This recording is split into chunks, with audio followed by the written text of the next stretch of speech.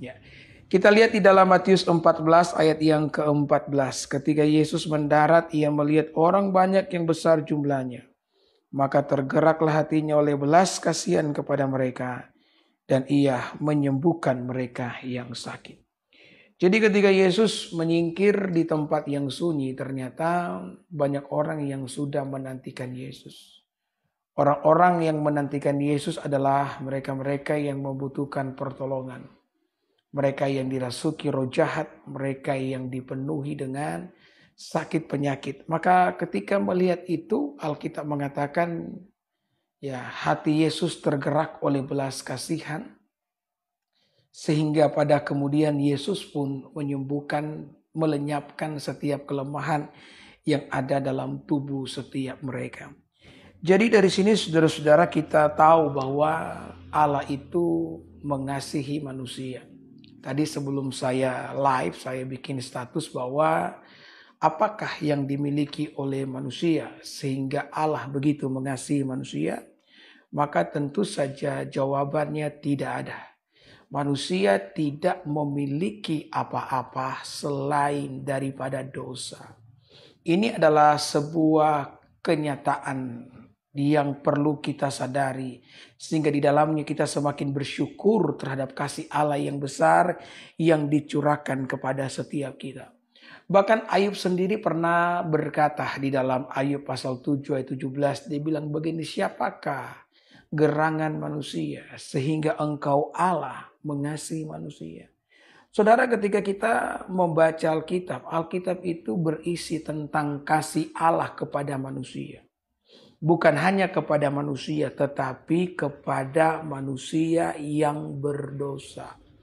Bahkan Yesus itu sendiri paling banyak menghabiskan waktunya dengan orang-orang berdosa. Sehingga Yesus memiliki satu julukan dari antara banyak julukan yang disematkan kepadanya. Yesus disebut sebagai sahabat para pendosa. Orang-orang yang menganggap dirinya sebagai orang suci seperti ahli Taurat, ahli Farisi, orang Saduki, yang memandang Yesus yang bergaul dengan orang-orang berdosa sambil berkata, kenapa engkau bergaul dengan orang-orang berdosa?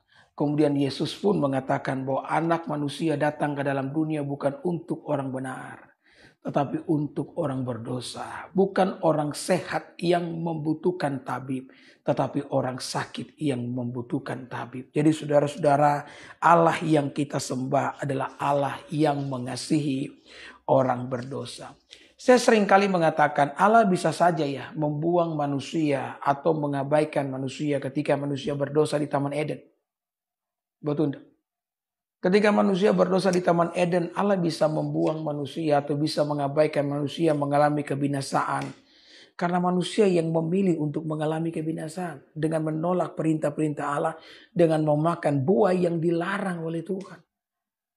Ya, dan kalau Allah membiarkan manusia mengalami kebinasaan, tidak ada seorang pun yang dapat menuntut Allah. Tidak ada hakim yang lebih tinggi daripada Allah. Tidak ada seorang pun yang bisa berkata, Allah, kenapa engkau membiarkan manusia mengalami kebinasaan? Dia bisa melakukan itu tanpa seorang pun yang dapat menuntut dia. Tetapi yang luar biasanya saudara-saudara, bahwa Allah tidak bisa meninggalkan manusia.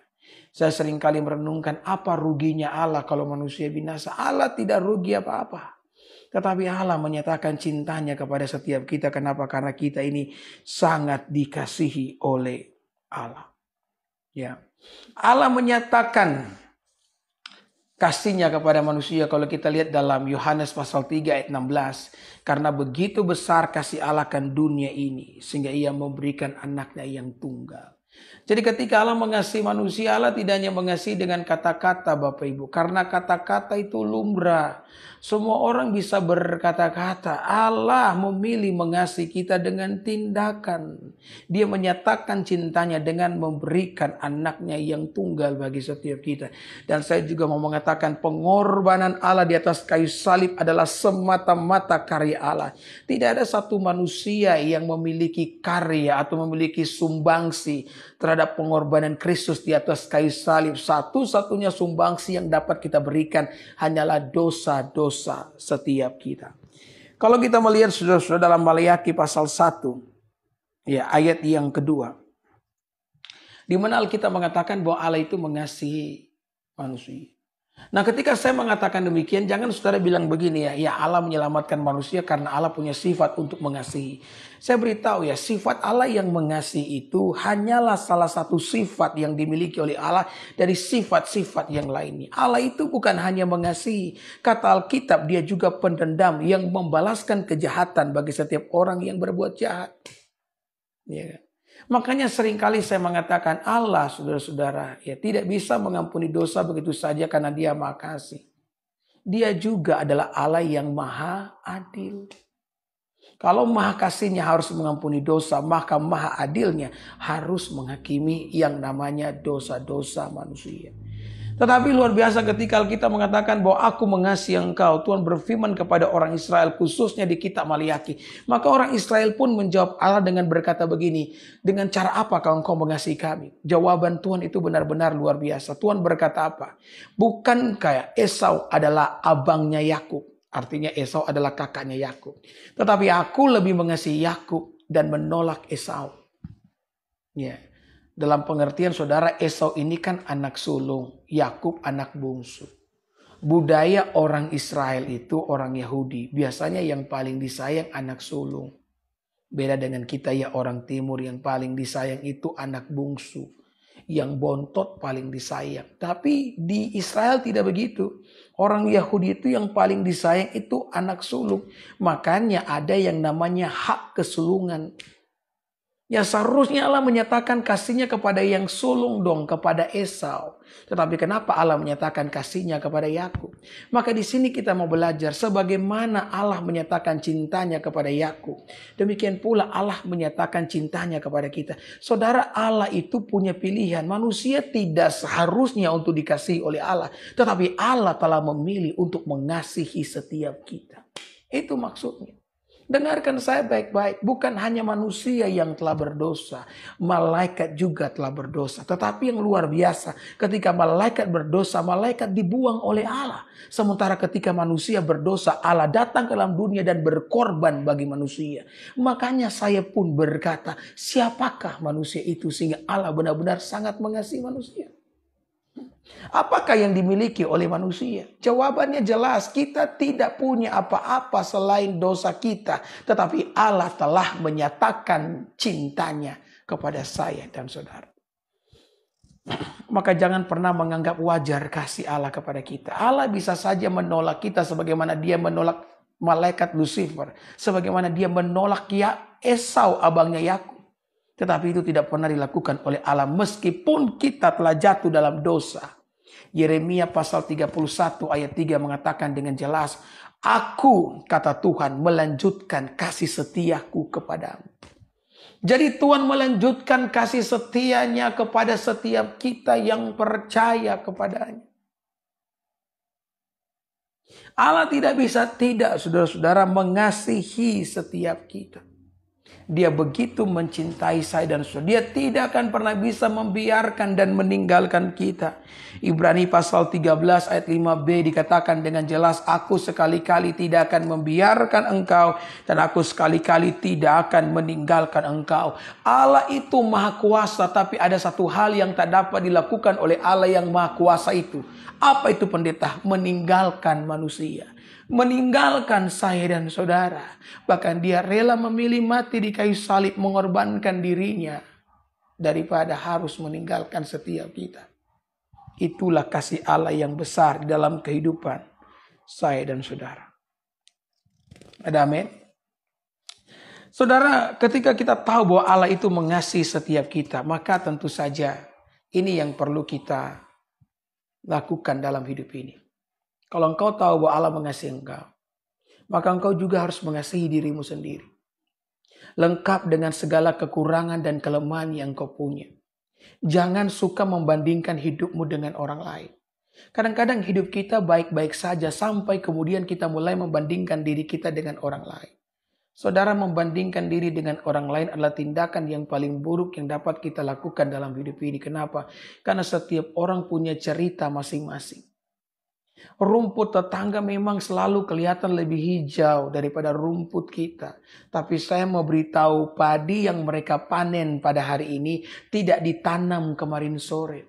Kadang-kadang kita melihat ada orang-orang yang mengalami berkat mungkin lebih banyak daripada yang kita punya sekarang ini. Tapi kita tidak pernah tahu sebelum dia mendapatkan semuanya itu apa saja yang sudah dia lewati dalam hidupnya. Ada orang yang bisa pergi ke luar negeri karena ternyata selama bertahun-tahun dia terbaring di rumah sakit, katakanlah demikian. Dan kita bahkan tidak pernah saudara-saudara 1 bulan pun di rumah sakit. Kita dianugerahkan Tuhan dengan yang namanya kesehatan. Nah, kita kan seringkali membandingkan diri, saudara-saudara, kelebihan orang lain dengan kekurangan kita. Kalau benar-benar kita mau membandingkan diri, saudara harus fair, harus adil. Jangan hanya bandingkan kelebihan orang dengan kekurangan kita. Sekali-kali engkau perlu membandingkan kelebihanmu dengan kekurangan orang lain. Jangan terlalu lama memandang ke atas dan menjadi iri dengan semua yang mereka punya. Sekali-sekalilah memandang ke bawah supaya engkau bisa bersyukur dengan apa yang kau punya. Amin. Kalau kita terus memandang ke atas setiap orang yang ada di sana, mereka memiliki segala sesuatu yang kita inginkan, ya, maka kita akan iri. Tapi kalau engkau belajar juga memandang ke bawah, ada begitu banyak orang juga yang menginginkan apa yang kau punya saat ini. Berhenti membandingkan dirimu dengan orang lain. Kenapa? Karena Allah mengasihi engkau. Engkau juga mungkin memiliki yang namanya cacat di dalam diri. Apalah kelemahan itu? Dengarkan saya baik-baik. Allah mengasihi setiap kita. Allah sayang dengan kita semua. Allah cinta segala bangsa. Amin. Jadi saya itu ingat lagu lama yang bilang, ya, Yesus cinta segala bangsa di dunia. Ya, hitam, putih, kuning, merah, semua. Ya. Semua harta indah, nanti terima keselamatan selamanya. Jadi Tuhan itu mengasihi setiap kita. Meskipun mungkin dalam diri kita ini ada kekurangan. Ya kan? Kita mungkin punya cacat celah di dalam diri setiap kita. Tapi percayalah, Allah menerima kita apa adanya. Ya, walaupun mungkin saudara-saudara ada yang ngomong, ya. Saya teringat satu kali ada sebuah cerita yang sangat lucu. Ya, ada seorang anak muda yang bawa pacarnya ke rumah gitu kan. Pacar, ya, dia membawa kekasihnya ke rumah. Dan mamanya menolak kekasihnya itu. Sampai kemudian dia bilang sama mama, ini sudah 5 perempuan loh saya bawa ke rumah. Kenapa mama menolak semua perempuan yang saya bawa ke rumah? Apakah mama tidak mau kalau anak mama ini menikah? Ya kan? Ya, kemudian mamanya ngomong, ya, nah bukan begitu. Kamu lihat nih, papa kamu nih mukanya jelek. Mama kamu juga mukanya jelek. Ya, kamu juga mukanya begitu. Kenapa kamu bawa pacar kamu yang wajahnya mirip, ya, hiu bintang? Kalau dalam bahasa orang Manado bilang gorango bintang. Nanti kalau kita duduk di atas puade, orang pikir semua kita ini setan putar. Itu bahasa Manado, saudara-saudara, ya. Jadi Tuhan itu mengasihi setiap kita lah. Orang mau bilang apa tentang kita, ingat bahwa Tuhan mengasihi saya dengan saudara lengkap dengan segala kekurangan. Nah saudara, kalau kita tuh belajar mengasihi diri kita sendiri karena dasar Tuhan mengasihi kita, ya kan? Maka akan ada sesuatu yang baik yang akan terjadi dalam hidup ini. Artinya saudara akan lebih bahagia. Saudara akan lebih produktif kalau saudara, ya, belajar mengasihi dirimu sebagaimana Tuhan mengasihi engkau. Saya pernah mendengar kesaksian disampaikan oleh Kik Andy itu. Dia tuh Andy Noya, ya, dia punya anak, saya lupa berapa anaknya, tapi anak nomor 2, dia cerita mengalami kemunduran di tengah-tengah studi pendidikan. Waktu terima raport, ya gurunya mengatakan, ya saya juga tidak tahu, ya, sudah berusaha semaksimal mungkin, tapi kenapa ya anak Pak Andi itu dia sepertinya nilainya dari waktu ke waktu semakin merosot. Nah kemudian ya Andi Noya mencoba untuk konseling, saudara. Maka yang ditemukan bahwa sang anak ini, anak nomor 2 ini ternyata kurang mendapatkan perhatian. Ya namanya anak nomor 2 kadang-kadang begitu, ya, kasih tercurah pada anak pertama. Ya, ketika anak kedua lahir, kasih pun tercurah kepadanya. Tapi ketika anak nomor 3 lahir, maka biasanya anak nomor 2 terabaikan. Makanya kenapa anak nomor 2 itu suka sekali cari muka. Karena memang dia membutuhkan perhatian itu. Kadang-kadang perhatian telah tercurah kepada anak sulung dan anak nomor 3, keempat, sementara dia terabaikan. Maka ya nasihat dari psikiater, ya para konselor itu kepada Andi Noya untuk memeluk. Ya, sebentar ya, saya akan jawab pertanyaan sesudah saya selesai khotbah. Tidak lama lagi saya selesai. Nah, maka dia dapat saran dari konselor bahwa setiap pagi peluk anakmu. Ya, dia pulang sekolah juga peluk anakmu dan beritahu bahwa kamu mengasihi dia, kamu sayang dengan dia. Maka itu pun dilakukan setiap hari. Ya, anaknya bangun pagi dipeluk, ya kan? Anak nomor 2-nya ini mau pergi ke sekolah dipeluk, pulang dari sekolah dipeluk. Ya, Andi Noya memeluknya dengan tulus sambil berkata, "Nah, papa sayang kamu." Secara ajaib nilainya berangsur-angsur naik loh. Dan ini memang saudara-saudara adalah sebuah fakta yang perlu kita ketahui. Kalau engkau tahu bahwa engkau dikasihi, maka engkau akan menjadi lebih baik dari waktu ke waktu. Kenapa anak broken home 90% itu mengalami kerusakan mental, rusak dalam pergaulan? Karena mereka merasa tidak dicintai. Dan iblis suka menabur dalam pikiran kita bahwa kita tidak dicintai dan kita tidak dikasihi. Apalagi pada saat kita punya pergumulan. Saya mau beritahu engkau telah dikasihi. Meskipun hari ini engkau punya pergumulan. Pergumulanmu bukan tanda bahwa Tuhan membenci engkau. Kasih Tuhan jauh lebih besar daripada pergumulan yang dapat engkau hadapi dalam kehidupanmu. Saya tidak tahu apa yang sementara engkau hadapi dalam hidupmu, yang sepertinya membuat engkau meragukan cinta Tuhan atas hidupmu. Tapi saya mau kasih tahu, Tuhan mengasihi engkau, Tuhan mencintai engkau. Bahkan Dia telah menyatakan cintanya kepada saya dan saudara untuk mati dan menebus dosa kita di atas kayu salib. Haleluya, haleluya. Amin. Amin, amin. Puji Tuhan.